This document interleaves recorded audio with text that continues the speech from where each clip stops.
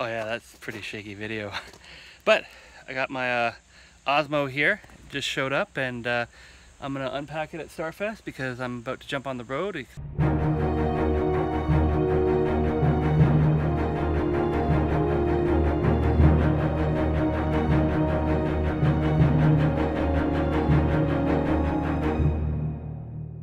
Hey everyone, we're at StarFest today. I got this in the mail, and this is the DJI Mobile 3 in a box, within a box.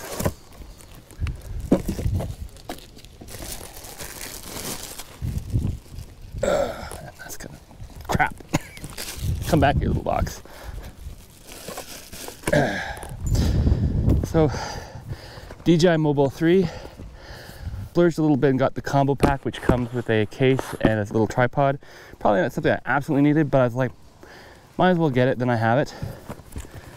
So this is the unboxing video, assuming I can unbox it.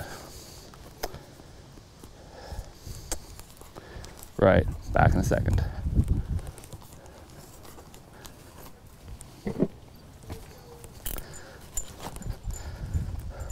Always have a knife or something to cut open boxes in an unboxing video, or borrow your friend's that he doesn't know. Shh, he'll be okay with it. There we go. So yeah, boxing. There we go. Put that in there. Get back to him in a second. More wrapping. All right, so here's the Osmo 3 combo pack, which I'm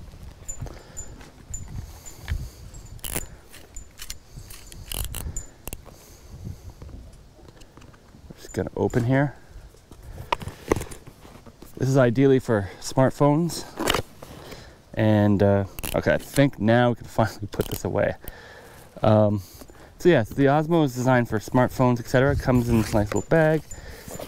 It's probably a little bit bigger than the non-combo part, as it comes with the bag, and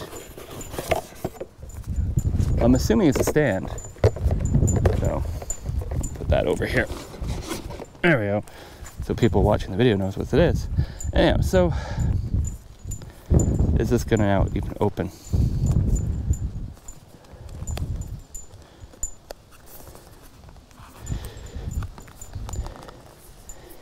Maybe here. Oh, maybe.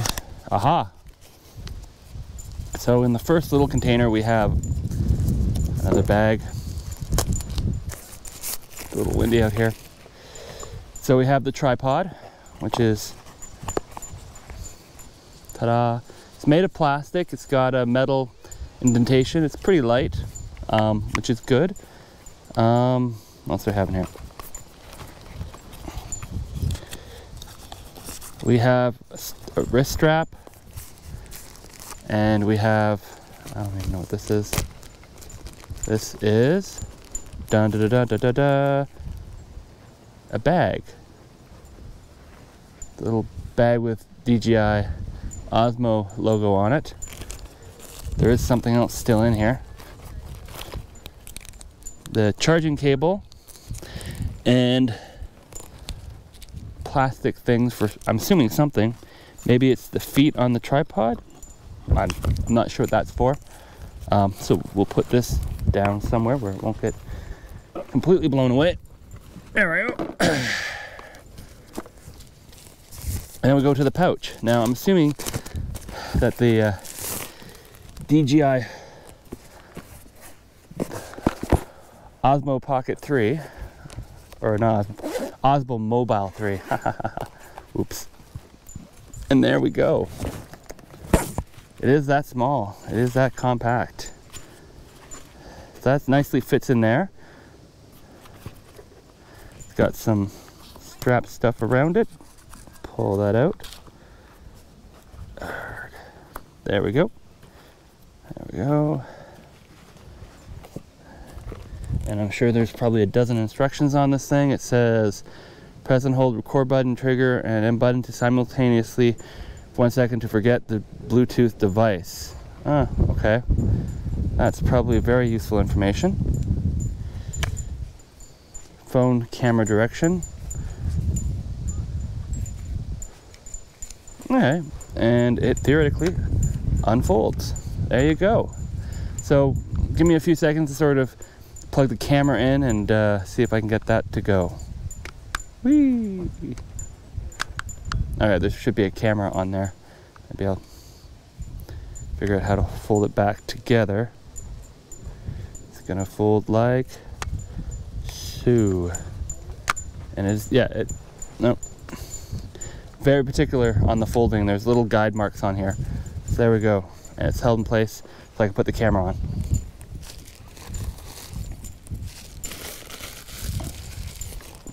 So right now we've gone inside because it's getting a little windy outside, as you can sort of see. I have the gimbal. I've logged into the Mimo thing. It's currently doing a firmware update, and we'll see if this actually does what it's supposed to. I've added the tripod here as an extra grip. It's pretty nice. You can hold it 2 hands if you need to. But for right now, I'm just waiting for the firmware to finish, which see if I can show it to you here. It is slowly processing. It's been going for about a minute, maybe 2 minutes, so it's not too bad. And with luck, this thing will come to life and impress us all. Or I'll have to figure out why it's not working. So big changes, it folds, and it has the front trigger, and then it has a couple active track stuff and whatever, and I'll give that a try a bit later. Once the firmware is done. It's currently at 86%, and yeah, we're just slowly waiting for that moment of shock.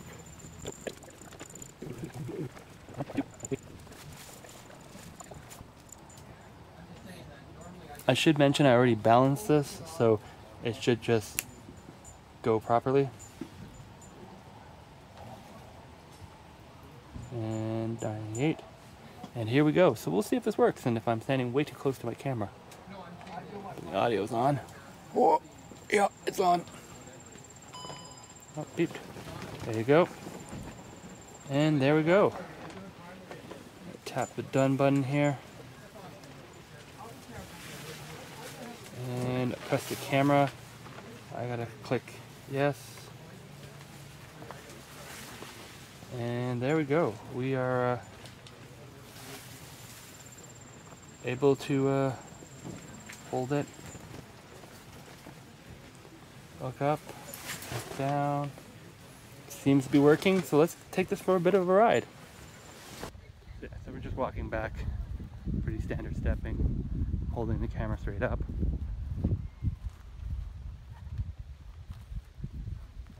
So I should mention this is an iPhone 6s. There's no stabilization in 4K mode, although I have no idea if I'm in 4K mode or not. In fact, I don't know what mode I'm in, so we'll see how that works. And we're just walking back to the campground here. And I'm giving a couple nudges as I'm trying to step over people's guidelines.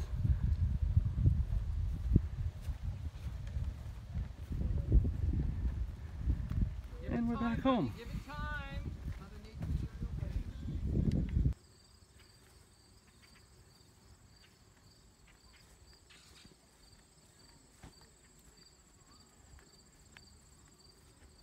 So one note about the combo is that it comes with this case and a tripod. However, as you can see from the photos, the tripod actually doesn't fit in the case provided, which is sort of a weird thing to do, and I hope that they fix it going forward. Alright, so I'm just doing a little quick test. It's kind of dark to try this. We're just going to see if we can aim it a little bit here. And what we're going to be doing, we're going to use the zoom. Now the zoom sort of kicks in very quickly. As you can see here, this is that 6x zoom. It's obviously with this camera, it's sort of a digital zoom. If I go back wide, I'm just trying to do this as slow as possible to the point of where the camera does it. So the zoom is very fast. So it's not really a zoom transition that you might use, but it does exist. And as you can sort of see here, as you zoom in, and I'll move this here, you know, moving. So have it here. So this is stabilizing now. Put on the tree. The camera does a pretty good job considering I'm. So one thing I've noticed with this is that the trigger control allows you to change different modes and stuff, and which is kind of neat. But some of those trigger controls don't work in certain modes, like pano, slow motion. It doesn't switch to this view. Like it's just the forward camera because that's all that camera uses for that mode. So it's one of those things where you're like, oh, go like this, boom. It's now following my face again because I had not turned on active tracking. So it gives you an idea of what you're doing. And then as I go like this and go farther out, I go woo. So yeah, there's a bunch of, how do I do that? Down, up. Yeah, so there's a bunch of clouds right now. It's supposed to clear off later today.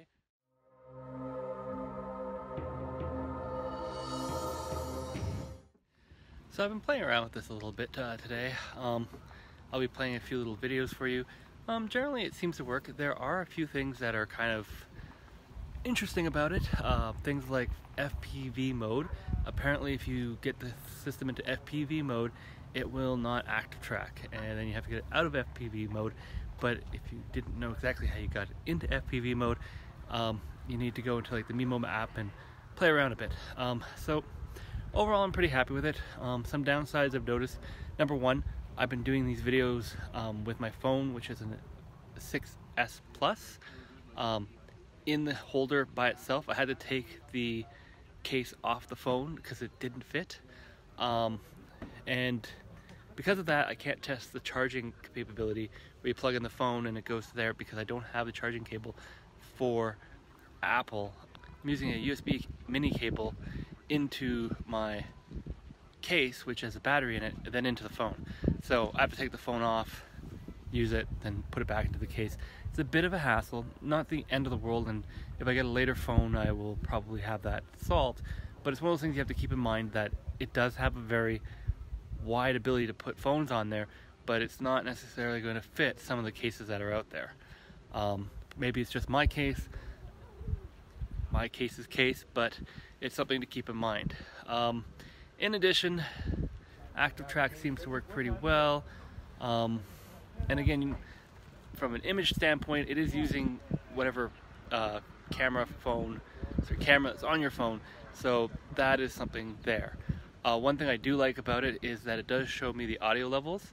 Now I'm just using the onboard camera audio of the phone.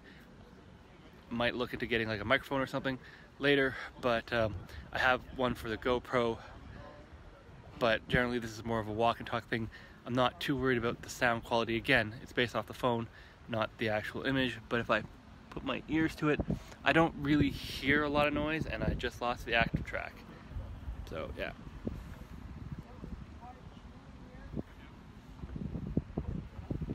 So yeah, other than that, you know, you're walking, you're talking. This makes a very nice little vlogging setup for if you want to like just quickly post something. It does have like fancy features in the Mimo app, like story mode and stuff. I haven't really looked at those yet. I have played around with the time lapse, which I will post after this little discussion. Overall, it works pretty well. It is a little bit jittery. I would have liked it if it was not as jittery. And that's not the motion, but the way it's sort of intervaling the cut. So it would be nicer if there was a faster interval to get a little bit smoother motion. But other than that, it sort of works. And if I really wrench on it and do some really weird things. So this here, it's lost the active track because I'm in the dark. There we go. So yeah, you can use your phone to do stuff. And this is without active track. And yeah, it seems to work pretty well. I'm pretty happy with it. Again, it retails for about $100. So it's hard to go wrong if you don't have a gimbal stabilizer on some of your cameras, or you don't have stabilization. If you already have cameras that stabilized, it's a little bit more of a question mark as to why to get it. For me, it's simply, I don't want to have to use my iPhone in 4K mode and then have it not have some stabilization in it. And that way I can crop, which is a nice thing to do when you need to in video. Obviously not like this, but in other situations. So that's pretty much it for StarFest tonight for this review. It's starting to get a little dark. The phone is starting to bump up on the ISO. And yeah. I actually ended up taking the Osmo Mobile 3 with me on my trip to Ireland. And as you can see here, it does a pretty good job once you sort of figure out how to make it work. So overall, I'm still happy with it, and I think it will be a solid piece of gear in my kit going forward.